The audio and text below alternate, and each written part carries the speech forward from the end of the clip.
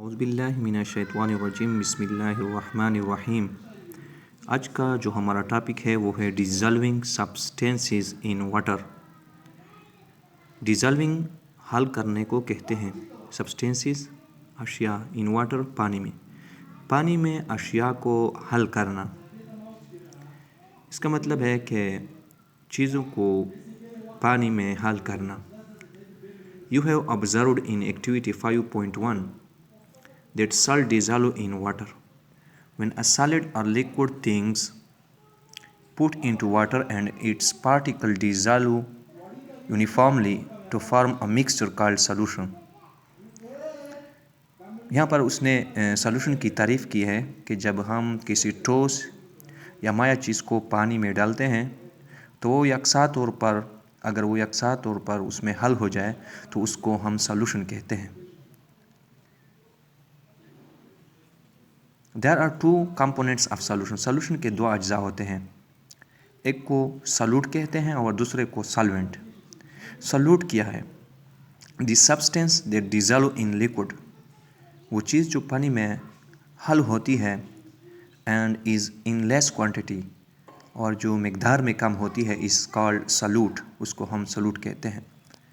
اس کا مطلب یہ ہوا کہ جو چیز پانی میں حل ہوتی ہے اور مقدار میں کم ہو اس کو ہم سولوٹ کہتے ہیں۔ مثال کے طور پر جب ہم کوئی شربت بناتے ہیں تو اس میں ہم چینی اور ہم پانی میں چینی ایڈ کرتے ہیں تو چینی کا جو مقدار ہوتا ہے وہ کم بھی ہوتا ہے اور وہ پانی میں حل ہوتی ہے، تو اس کا مطلب یہ ہوا کہ چینی کیا ہے؟ چینی اس میں سولوٹ ہے۔ دوسرا جو کمپوننٹ ہے وہ ہے solvent. The substance that dissolve a solute، وہ چیز جو حل کرے سولوٹ کو۔ سولوٹ ابھی ہم نے پہلے پڑھ لیا ہے کہ سولوٹ کس چیز کو کہتے ہیں۔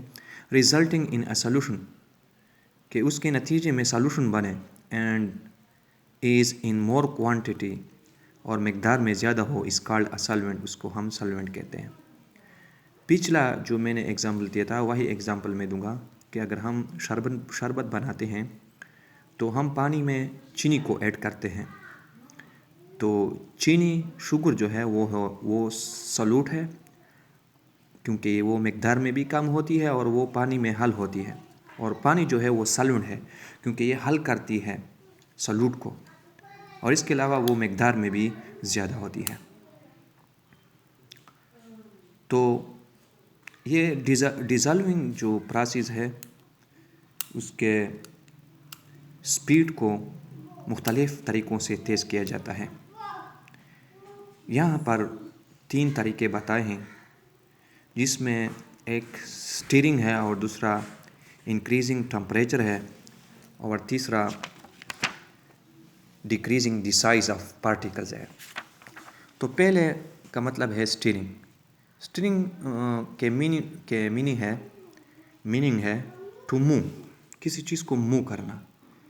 جب ہم پانی کو حرکت دیتے ہیں، اس کا مطلب ہے جب ہم پانی کو حرکت دیتے ہیں کسی چیز کے ذریعے سے یا خواہ کوئی بھی طریقہ ہو تو اس کے سٹیرنگ کی وجہ سے جو چینی ہے وہ پانی میں تیز حل ہوگی۔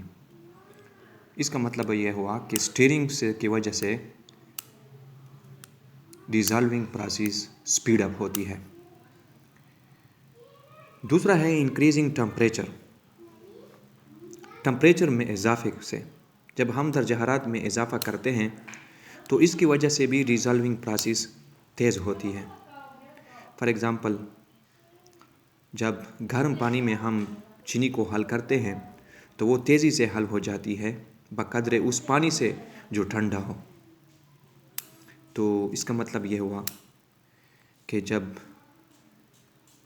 ٹمپریچر میں انکریز آ جائے تو اس کی وجہ سے ڈیزالونگ پروسیس بھی تیز ہو جاتا ہے۔